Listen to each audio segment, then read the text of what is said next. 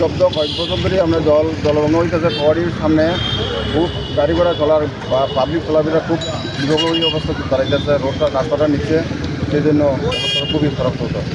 আর দেও নদী আর মনদী প্রদূষিত জলের প্রদূষিত চলতেছে। খালি এই এলাকাতেই কি সমস্যা নেই, অন্য এলাকাতে ধরনের সমস্যা এলাকাতে আছে? আচ্ছা, অন্য এলাকায় যখন আমরা নিচে আছে, নিচে কি যেন মনু আছে, দেও নদী আছে, বা সব সমস্ত জায়গাতে চলতেছে।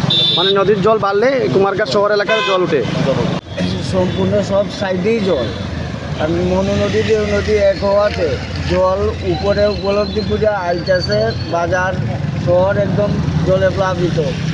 এবং এদিকে দাঁড়টু রোডের এদিকে কোপারেটিভের সামনে জলে যাওয়ার কোনো রাস্তার উপায় নেই। গাড়ি ঘোড়া যাচ্ছে, যদিও ইঞ্জিন টিঞ্জিন সব ডুবে যাচ্ছে। মানুষের কাপড় চোপড় ভরে একদম যেতে হচ্ছে বাজারে। এরকম সমস্যা বলতে অনেক সমস্যা চারিদিকে। এ ধরনের সমস্যাটা কি এবার নতুন না, এর আগে হয়েছে? সবসময় এরকম হয়। প্রতি বছর ওই ফ্লাড হলেই শহরটা ডুবে যায়। কুমারঘাট শহর এলাকায় মানে কয়টি জায়গাতে এরকম সমস্যা? সম্পূর্ণ চারিদিকে কুমারঘাটের চারিদিকে জলের নিচে আছে বলে। শহরটার অল্প অল্প জায়গাতে শুকনো আছে, তো বেশি সময় থাকবে না, জল বাড়ছে, উঠে যাবে শহরেও।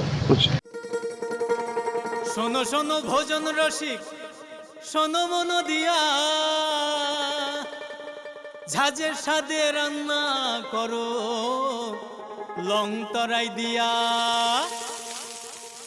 ইলিশ সর্ষে পোস্ত বাটা যেমন ইচ্ছে নাও, মালাই চিংড়ি মাংস কষা চেটে পুটে খাও, আহা চেটে পুটে খাও, আহা চেটে পুটে খাও। লং তরাই কাচ্চি ঘানির সর্ষে তেলে টেস্ট, যে খাবে সেই বলবে লং তরাই বেশ। লং তরাই সর্ষের তেল, ঝাঁঝে স্বাদে তোমাকে চাই। আহা লং